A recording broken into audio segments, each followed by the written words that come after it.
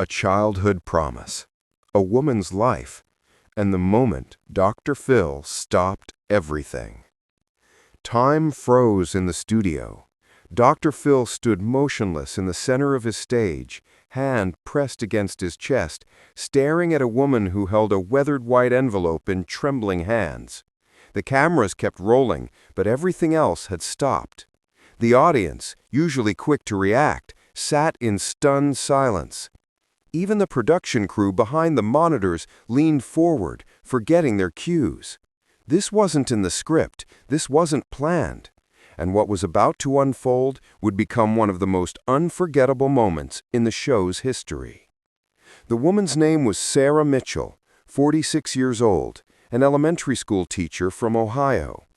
She had come to the show seeking help with what she described in her application as unfinished family business.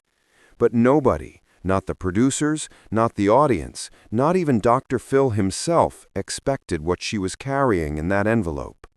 A promise made 3 decades ago by a little girl to her dying mother. A promise that seemed impossible to keep until today. But to understand why Dr. Phil froze in that moment, we need to go back to where this story really began.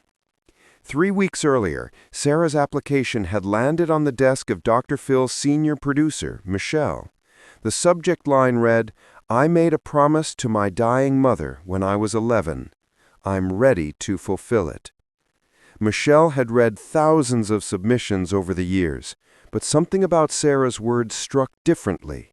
There was no drama-seeking, no blame game, no anger, just a quiet desperation wrapped in hope. The kind of story that reminded everyone why the show existed in the first place. Sarah's backstory was documented in the pre-in footage. At age 11, she had sat beside her mother's hospital bed as cancer slowly took her away. Her mother, Elizabeth, had been a single parent, working 2 jobs to keep their small family afloat after Sarah's father abandoned them when she was just 3. Elizabeth never remarried, never complained, and always told Sarah the same thing.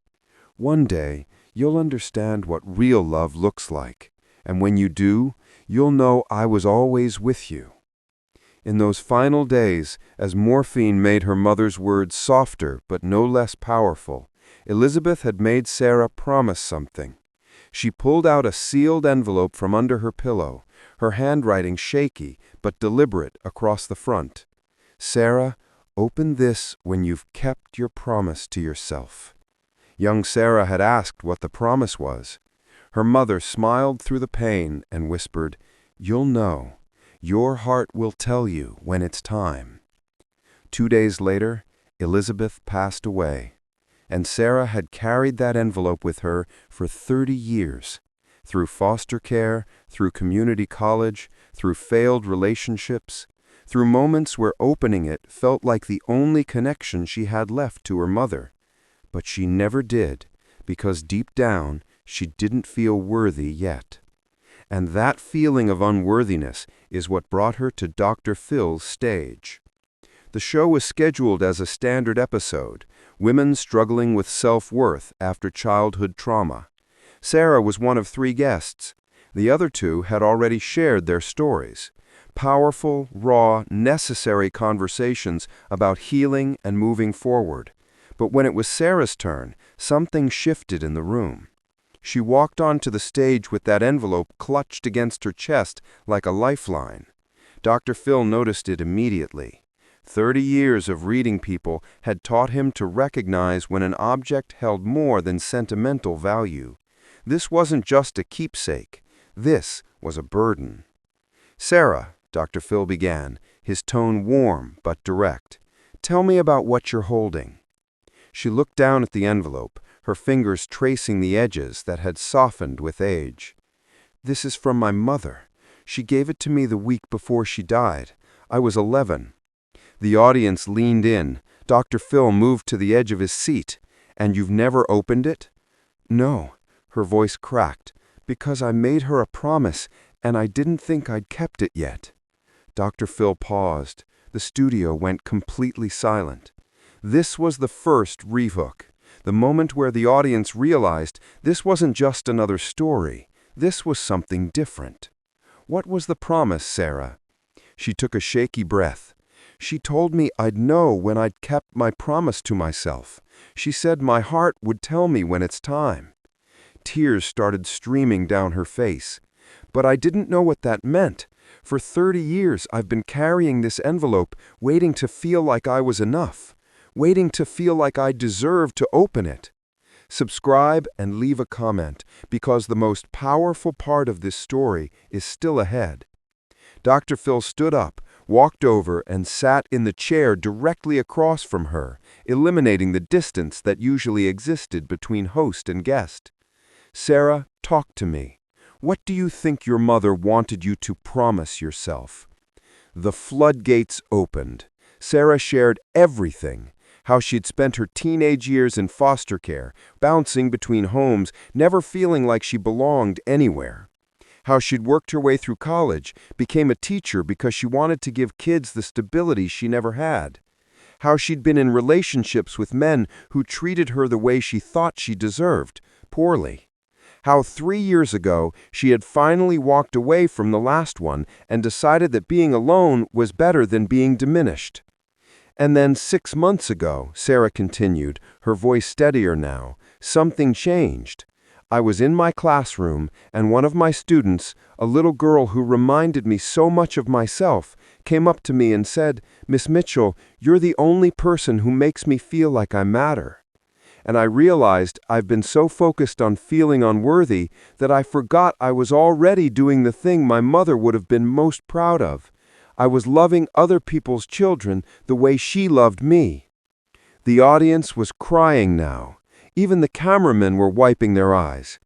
Dr. Phil's voice was soft but firm. "Sarah, do you think it's time?" She nodded, her hands shaking as she looked down at the envelope. "I think so. But I'm terrified." "Of what?" "That I'm wrong. That I'll open it and realize I still haven't done enough." Off camera, Dr. Phil made a choice no producer expected.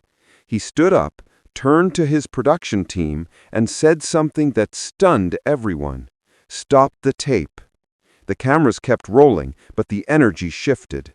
Dr. Phil wasn't performing for an audience anymore. He was fully present with Sarah.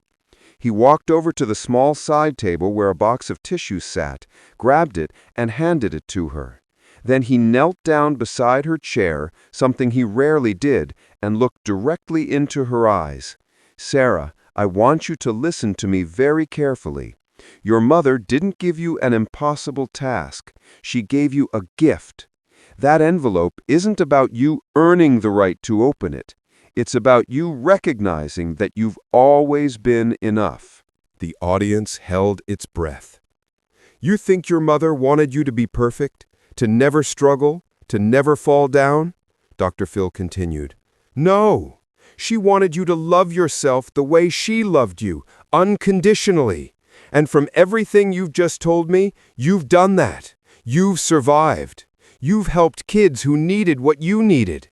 You've walked away from people who didn't see your value. That's not failure, Sarah. That's courage." Sarah was sobbing now, but nodding. "I just miss her so much." "I know you do," Dr. Phil said gently. "But she's not gone. She's in that classroom with you. She's in every kid you've helped. And she's in that envelope waiting to tell you what she already knew you'd become." The studio was silent, except for the sound of Sarah's quiet crying and the collective sniffles from the audience. This was the second rehook, the moment where everyone watching knew this wasn't just about Sarah anymore. It was about every person who'd ever felt unworthy of love, of success, of happiness. Dr. Phil stood up and extended his hand. "You ready?" Sarah looked at him, then at the envelope, then back at him. "Will you stay here with me?" "I'm not going anywhere." She took a deep breath, slid her finger under the sealed flap, and carefully opened the envelope that had been waiting 30 years to be read. Inside was a single piece of paper, folded neatly with her mother's handwriting, shaky but deliberate. Sarah unfolded it slowly, and as her eyes scanned the words, her face transformed. The fear melted away. The doubt disappeared, and in its place was something pure and overwhelming peace. Dr. Phil watched her, his own eyes misting. "What does it say, Sarah?" She couldn't speak at first. She just held the letter to her chest and wept. Finally, through tears, she read aloud, "My dearest Sarah, if you're reading this, it means you finally realized what I always knew. You are not the girl whose father left. You are not the circumstances you were born into. You are not the pain you've endured. You are the light that kept shining even when the world tried to dim it. The promise I wanted you to keep wasn't to be perfect. It was to see yourself the way I see you, strong, kind, worthy, and so full of love that it overflows onto everyone around you. I am so proud of you. I have always been proud of you. And wherever you are in life right now, know that you are exactly where you're supposed to be. You kept your promise, my love. You loved yourself enough to keep going. That's all I ever wanted. I'll be with you always, forever. Your mother, Elizabeth." But what happened next is something no one in the room or watching at home saw coming. The audience erupted, not in applause, not yet, but in a collective gasp of emotional release. People were standing, hands over their mouths, tears streaming freely. Dr. Phil, who had spent decades maintaining professional composure, had his hand over his heart, visibly moved. But then something extraordinary happened. Dr. Phil turned to his production team again and said, "Bring her out." Sarah looked up, confused. "Bring who out?" From the side entrance of the stage, a woman in her late 60s walked out slowly, holding a small silver picture frame.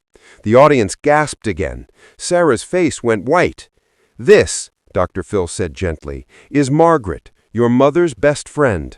The woman who held her hand in the hospital when you couldn't be there. The woman who watched you grow up from a distance because she didn't want to overwhelm you in foster care. And the woman who's been waiting 30 years to give you something." Margaret walked over, tears streaming down her face, and sat beside Sarah. "Your mother gave me this the day before she died," Margaret said softly, holding up the picture frame. "She made me promise to give it to you when you opened that letter." Inside the frame was a photo of Sarah and her mother, taken just weeks before the diagnosis. They were at a park, laughing, Sarah's small arms wrapped around her mother's neck. But tucked behind the photo was another note, this one written in stronger handwriting from before the illness had weakened her. Margaret carefully removed the photo and handed Sarah the second note. She wanted you to have both. The words she wrote when she knew she was dying, and the words she wrote when she still thought she had time. Sarah's hand shook as she unfolded the second letter. This one was longer, more detailed, filled with memories and dreams her mother had for her. But the final paragraph was what shattered and rebuilt her all at once. "Sarah, by the time you read this, I'll be gone. But I need you to know something. The promise wasn't just for you. It was for me, too. I promised myself that I would raise a daughter who knew her worth, even if I couldn't be there to remind her every day. And if you're reading this, it means I kept my promise, too. We did this together, baby, and I am so, so proud of us." Dr. Phil stood back, letting the moment breathe. There was nothing to add, no wisdom to impart, just space for a daughter to finally receive the love her mother had left behind. Sarah and Margaret held each other, crying, laughing, grieving, and healing all at once. The audience was standing now, not in performance, but in genuine, raw humanity. Even the crew was wiping tears. After several minutes, Dr. Phil finally spoke, his voice thick with emotion. "Sarah, I've been doing this for a long time, and I've learned that the most powerful transformations don't happen when we fix what's broken. They happen when we finally see that we were never broken to begin with. Your mother knew that, and now you do too." Sarah looked at him, her face radiant despite the tears. "Thank you for stopping everything, for letting me do this here." "No," Dr. Phil said firmly. "Thank you for reminding all of us what real strength looks like." He turned to the audience. "Everybody watching this right now, at home or here in this studio, If you've been carrying something, waiting to feel worthy enough to open it, to face it, to heal from it, let Sarah's story be your permission. You don't have to wait anymore. You are enough right now, exactly as you are. The standing ovation lasted nearly 2 minutes, but the real impact of that day wouldn't be measured in applause. It would be measured in the lives changed by watching one woman finally open a door she'd been afraid to walk through for 30 years. Share and subscribe. Make sure this story is never forgotten. 3 months later, Sarah sent the show a letter. She'd framed both of her mother's notes and hung them in her classroom. Every morning her students asked about them, and every morning she told them the same thing her mother once told her. You are exactly where you're supposed to be, and you are enough. Dr. Phil kept that letter on his desk, not as a trophy, but as a reminder that sometimes the most powerful thing you can do for someone isn't to fix them. It's to help them see they were never broken to begin with.